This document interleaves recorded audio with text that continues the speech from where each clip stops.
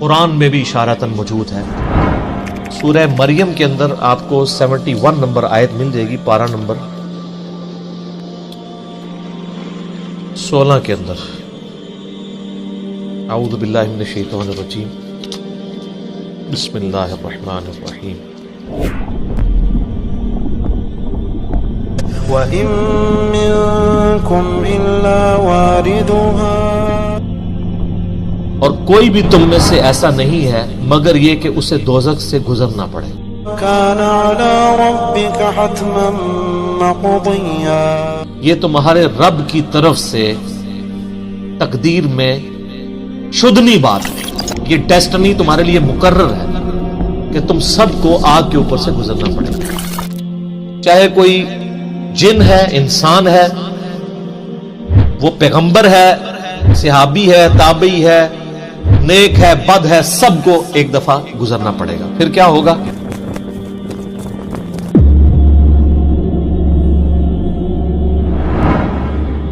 ثُمَّ نُنَجِّي الَّذِينَ اتَّقَوْا وَنَذَرُ الظَّالِمِينَ فِيهَا جِثِيًّا، پھر ہم نجات دے دیں گے اہل تقوی کو، اور جو ظالم ہیں ان کو گھٹنوں کے بال اسی دوزخ میں رہنے دیں گے۔ وَلِعَوْذُ بِاللَّهِ تَعَالَى اللہم اجرنا من النار، آمین۔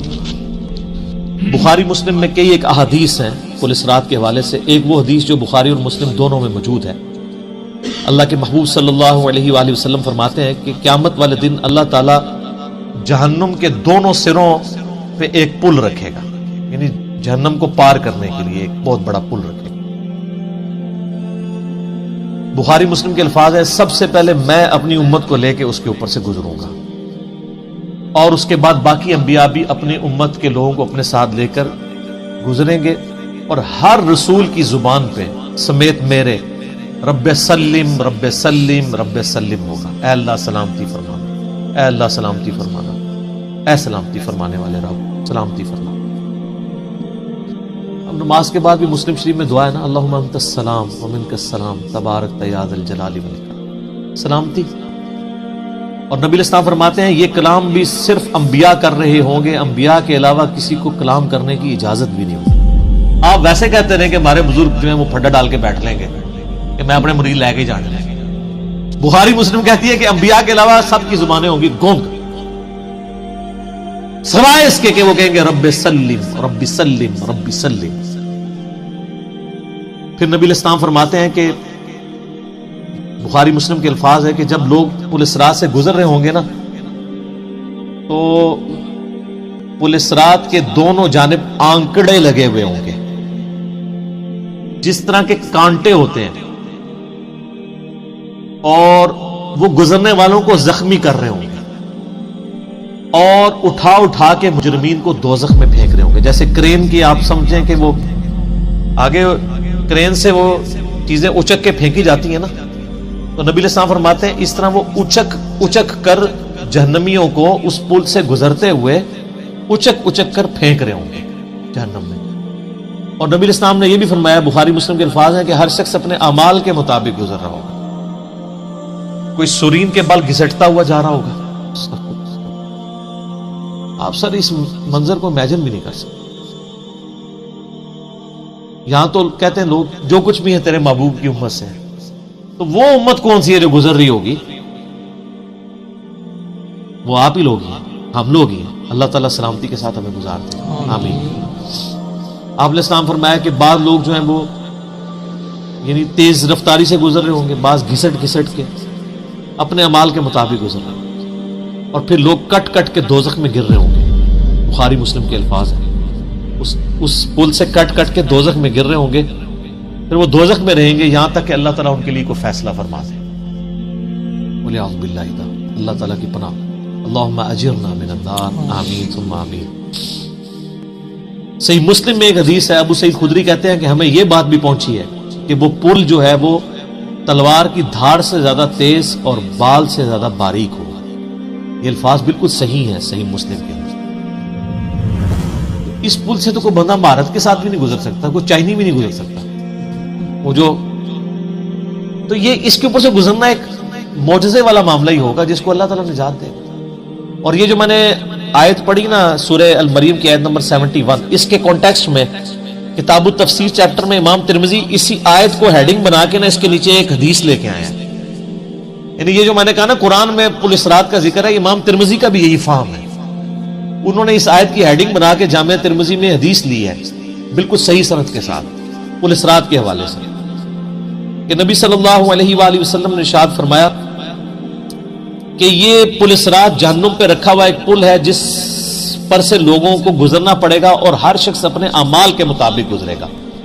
بعض لوگ بجلی کی سی تیزی سے گزر جائیں گے، جیسے آسمان سے ایسے بجلی کڑک کے نیچے پتہ نہیں ود ان سیکنڈز.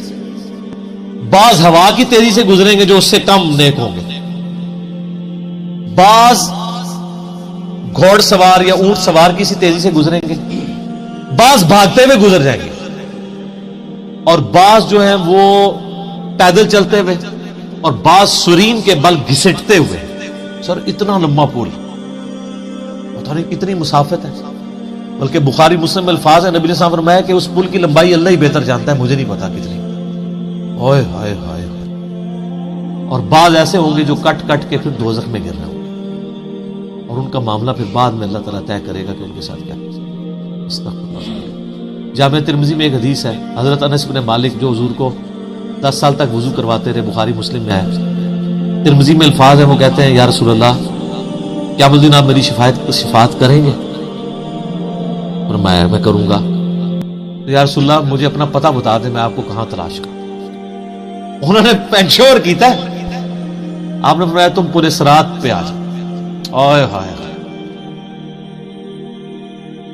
تم مجھے پورے صراط پہ دیکھ لینا، میرے امتی گزر رہے ہوں گے، میں ان کے لیے سلامتی کی دعا کر رہا ہوں.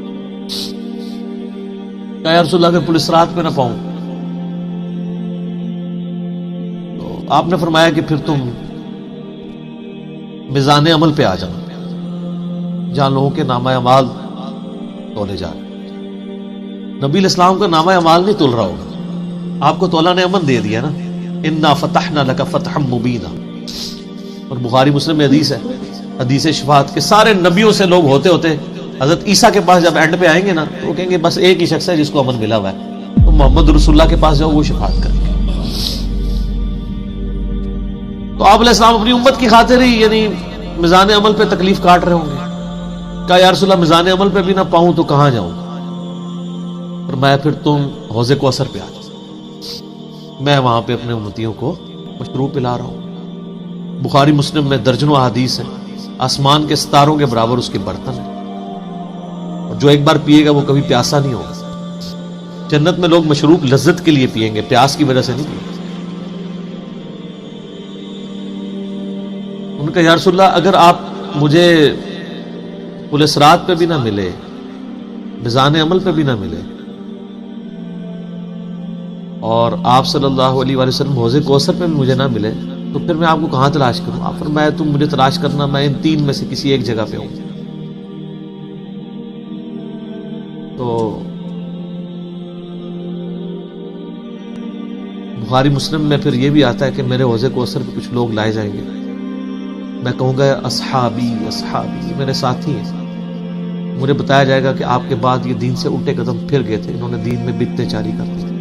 آپ فرماتے ہیں میں کہوں گا سحقا سحقا لمن غیر بعدی، تو دور کر دو مجھ سے، میرا ان سے کوئی تعلق نہیں. بخاری مسلم میں الفاظ ہیں، عبداللہ ابن ابی ملیکہ جب یہ حدیث بیان کرتے تھے تو کہتے تھے اے اللہ ہم تیری پناہ میں آتے ہیں اس چیز سے کہ تیرے نبی کے وفات کے بعد ان کے دین سے الٹے قدم پھر گئے.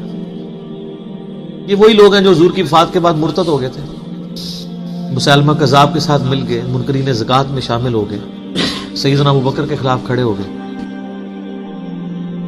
اور یہ صرف قانوناً صحابہ کے بارے میں صرف یہ حدیث نہیں ہے، عام امتیوں کے بارے میں الگ سے حدیثیں ہیں بخاری مسلم. یہ نہ سمجھیں کہ پچھلے لوگوں کے لیے، قیامت تک کے لیے جن لوگوں نے دین میں بدعتیں جاری کی ان کے لیے حدیثیں ہیں، اس میں امتی کے الفاظ بھی ہیں، وہ بھی بخاری مسلم ہیں. اور امت کیا کر رہی ہے؟ صحیح مسلم میں حدیث ہے، نبی علیہ السلام ایک دن اتنا روئے اور ساتھ ساتھ آیتیں پڑھ رہے ہیں قرآن کی. پہلے آپ نے سورہ ابراہیم کی وہ آیت پڑھی جس کا ترجمہ یوں ہے کہ ابراہیم علیہ السلام کہتے ہیں اے اللہ شیطان نے کتنے لوگوں کو بہکا دیا، تو جو شیطان کے رستے پہ چلا میرا اس سے کوئی تعلق نہیں، یعنی اعلان برات کر دیا اپنے ماننے والے. پھر آپ نے سورہ مائدہ کی وہ آیات پڑھی جس میں حضرت عیسیٰ علیہ السلام کی اور اللہ کی قیامت کے دن گفتگو ہوگی. اس میں عیسیٰ ابن مریم کہیں گے اے اللہ جب تک میں ان میں موجود تھا میں ان پر گواہ تھا, جب تو نے مجھے اٹھا لیا پھر تو اور تیری مرضی ان کو عذاب دے یا چھوڑ دے. اعلان برات. حضور نے کہا کہ یا اللہ ابراہیم نے بھی اپنی امت سے اعلان برات کر دیا, عیسیٰ نے بھی کر دیا, لیکن میں کہتا ہوں میری امت. صحیح مسلم کے الفاظ ہیں, حضرت جبرائیل علیہ السلام آئے اور کہا کہ اللہ نے مجھے آپ کی طرف بھیجا ہے اور کہا کہ میرے محبوب سے پوچھو کہ اس کو وہ کون سی چیز ہے جو غم زدہ کر. حالانکہ اللہ کو سب کچھ پتا تھا.